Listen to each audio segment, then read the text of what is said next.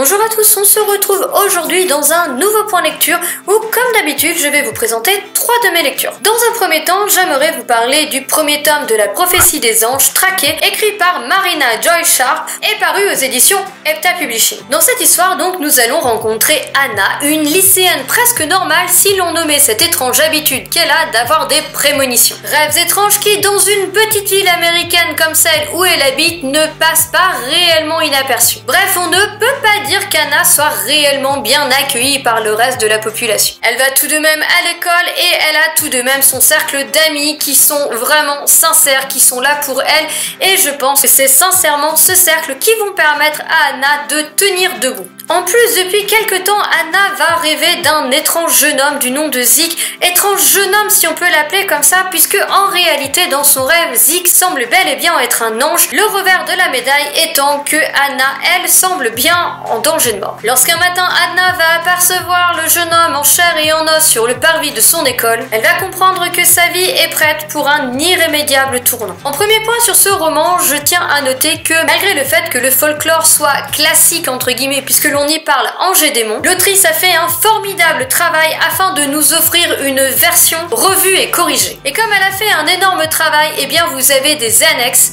qui vont vous aider à vous y retrouver, où vous allez y retrouver la hiérarchie des anges, vous allez retrouver certains mythes, et même vous allez retrouver quelques illustrations présentant les personnages principaux. De ce côté-là, je peux vous le dire, c'est une sincère réussite. Ensuite, nous avons un vrai scénario qui offre des rebondissements, qui offre de l'action, qui permet que l'on ne s'ennuie jamais. Alors le tout, eh bien, il est matiné de romance, vous vous en douterez, entre Zeke et notre jeune Anna, eh bien, ça ne va pas être l'indifférence totale, donc oui, la romance est tout à fait présente, vous savez que je ne suis pas une grande fan de romance, et pourtant ici, cela ne m'a pas gênée, puisqu'au final, la romance est le pilier de ce roman, c'est un petit peu la romance qui va entraîner pas mal d'autres choses. Pas que, mais pas mal quand même d'action et de rebondissements ici. Donc dans l'ensemble, eh bien, j'ai bien aimé, d'autant que les deux personnages, avec le danger qui plane sur leur tête et notamment sur la tête d'Anna, ne vont pas vraiment avoir le temps de s'apitoyer sur leurs sentiments. Et puis voilà, les personnages, ils sont attachants, donc eh bien, ça aide tout bêtement à supporter cette romance. Mes personnages préférés, bizarrement, ce ne sont peut-être pas les personnages principaux. Je ne suis pas sûre qu'Anna et Zeke aient été mes personnages préférés.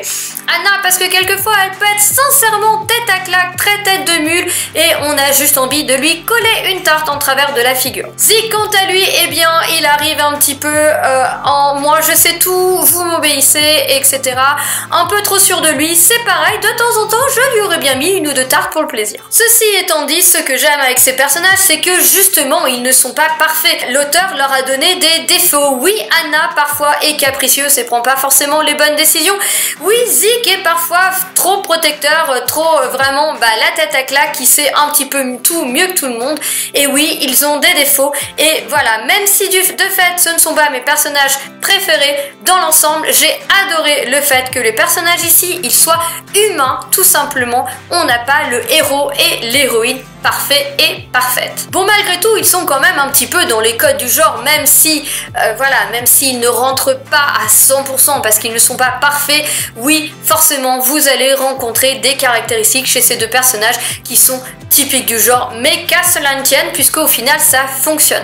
Autour de Zeke et autour d'Anna, vous allez avoir en plus un groupe d'anges et son groupe d'amis. Les personnages, c'est pareil, ils ont beau être secondaires, alors ils ne sont pas aussi fouillés, mais sincèrement, ils ont de véritables personnalités, ils réagissent en fonction de leur personnalité, et j'ai sincèrement apprécié, avec un gros plus pour Sam et pour Uriel. Bref, ici, malgré peut-être quelques maladresses qui sont dues au fait que c'est un premier roman, des fois, voilà, on a peut-être un petit peu trop de sentimentalisme de la part d'Anna, qui va peut-être se poser un petit peu trop de questions existentielles par rapport à Zeke, etc.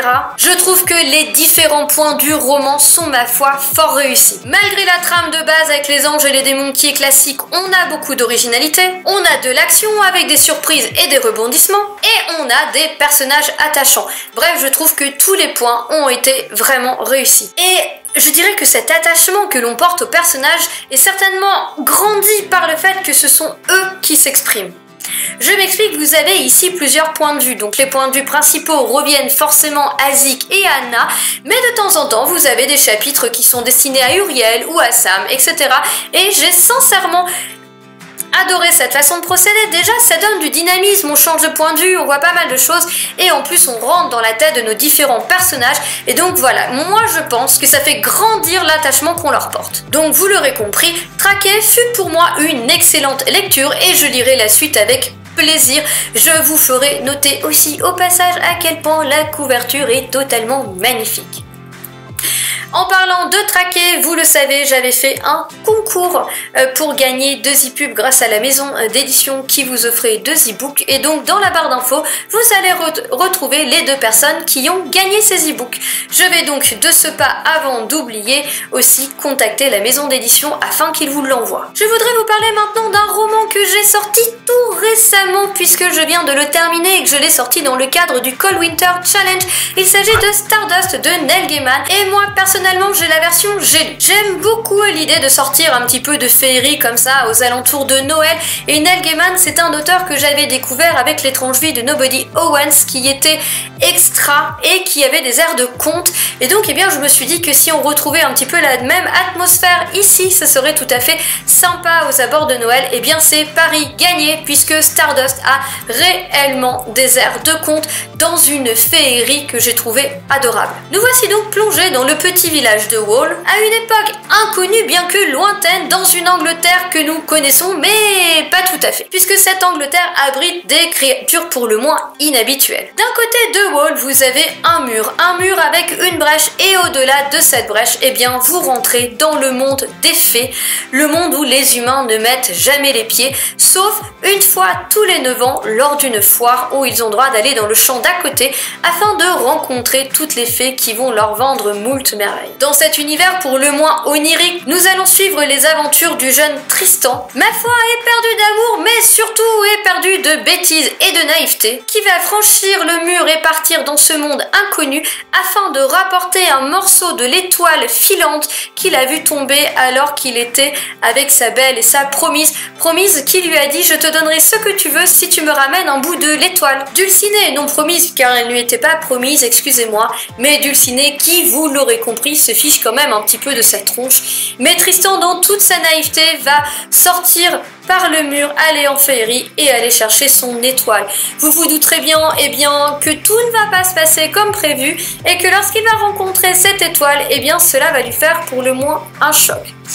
À côté de cela, on va suivre d'autres personnages, dont un hypothétique futur roi et une vieille sorcière en quête de jeunesse. À voir comme ça, on pourrait se dire que leur destin n'est pas forcément lié, mais pourtant les 3 personnages vont voir leur route se croiser dans les aventures de Tristan. Et comme je vous l'ai dit, nous sommes ici plongés au cœur d'un conte féerique. La manière dont les 3 destins ont été liés est très bien trouvée et je dois avouer que je me suis fait bluffer plus d'une fois par l'auteur lorsque nous avons eu certaines de ces révélations. Révélations très brillantes, révélations très mignonne et la fin, elle, est tout aussi mignonne que le reste.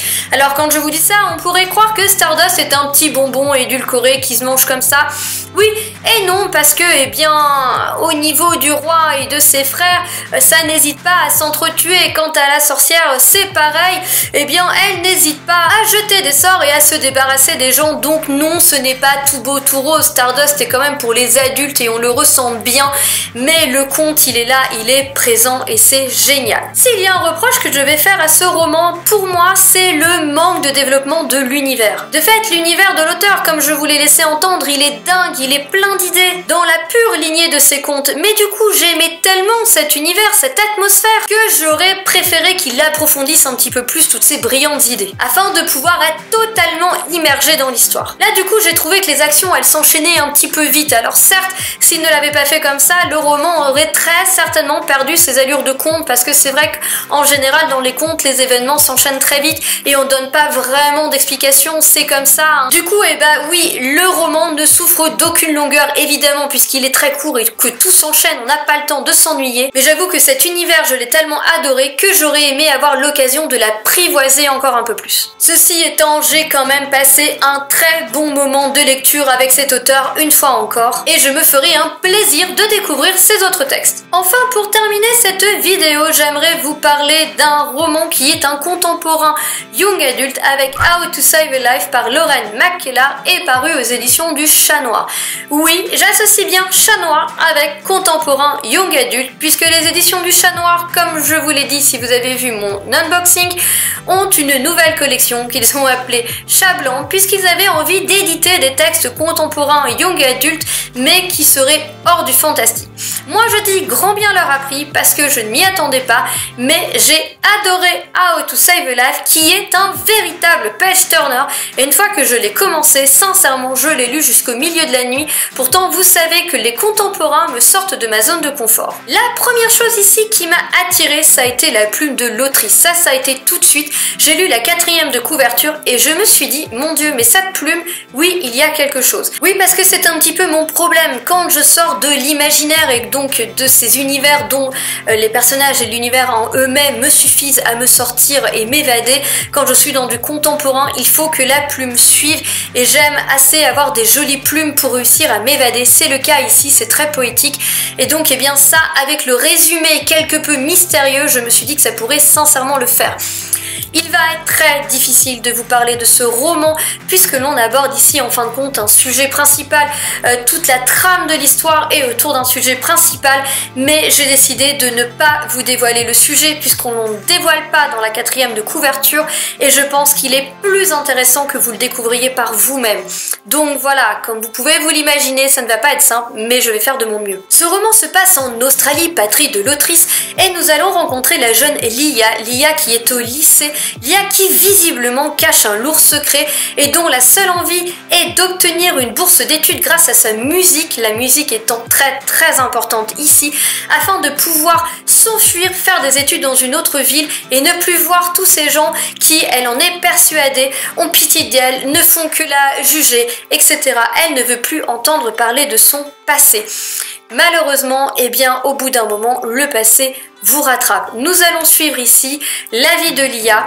La 4e de couverture vous le dit, vous avez ici de la musique, vous avez du drame familial et vous avez finalement eh bien, l'évolution de cette jeune demoiselle. J'ai donc, comme je vous l'ai déjà dit, été complètement conquise par la plume de cette autrice. Plume qui est à la fois très poétique mais très actuelle puisque c'est Lia qui s'exprime. C'est une plume qui est remplie d'émotions et l'autrice arrive à merveille à nous faire ressentir justement toutes ces pensées, toutes ces émotions, qu'elles soient bonnes ou mauvaises. Ça permet de rendre le personnage encore plus attachant parce que vous avez vraiment tout le cheminement de sa pensée. Voici donc une histoire qui est affreuse mais qui est belle, qui est déchirante mais qui est touchante. Une histoire qui pourrait être celle de votre voisine ou celle de n'importe quel camarade ou ancienne camarade en fonction de votre âge, camarade de classe. Lia a vécu l'enfer et je vous laisse découvrir son histoire et on va apprendre peu à peu à découvrir un peu de son passé que l'autrice gère très bien parce que ce qui nous attire dans cette lecture, c'est de connaître ce qui s'est passé à Lia, pourquoi elle est ainsi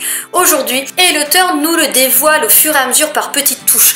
Et donc quand on a l'impression que l'on sait tout maintenant enfin sur Lia, eh bien ce n'est pas vrai, il y en a encore à apprendre puisque l'autrice a gardé quelques petites miettes sous le coude, mais des miettes qui finalement ont une importance capitale. Le quotidien de Lia, comme je vous l'ai dit, semble n'être qu'une longue descente aux enfers, poursuivie par la malchance, par les mauvaises rencontres et aussi par quelques erreurs que l'on peut facilement lui pardonner au vu de ce qu'elle a vécu. Mais How to Save a Life, c'est aussi une véritable ode à l'espoir, à une vie qui s'accroche et qui veut malgré tout continuer. How to Save a Life, ce sont certains passages qui sont affreux et qui retournent l'estomac, un entourage qui est peu souvent à la hauteur, mais ce sont aussi des moments emplis de joie, de bonne humeur, de musique, de bonté et de personnes aimantes. Donc vous le comprendrez, même si il y a un thème très dur à aborder ici, l'auteur le fait extrêmement bien, elle sait le doser, elle sait nous apporter de la bonté, de l'espoir, de la vie, de la joie et de l'amour pour tempérer tout cela et elle sait nous montrer que même dans des moments difficiles, il est toujours possible de se relever. J'ai aimé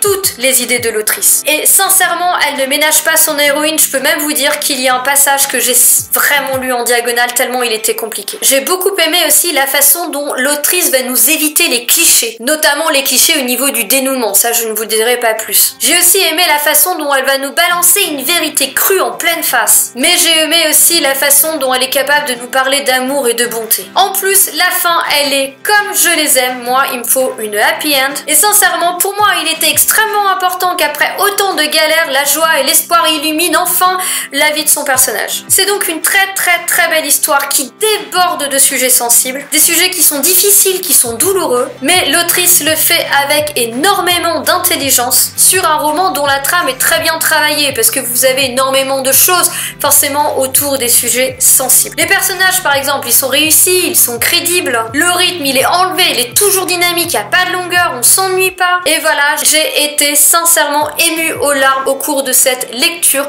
parfois à cause de sujets douloureux, parfois tellement émotionnellement c'était beau et c'était fort. Et c'est un roman d'une profondeur à laquelle je ne m'attendais absolument pas et j'ai été totalement conquise. Comme je vous l'ai dit, il m'a réellement fait pleurer, aussi bien d'émotion que de tristesse. J'en ressors franchement bouleversée. Donc voilà les amis, j'en ai terminé avec ce nouvel update lecture. J'espère qu'il vous aura plu à tous et à toutes. Je vous souhaite d'excellentes lectures et je vous dis à bientôt dans une prochaine vidéo. Ciao, bye!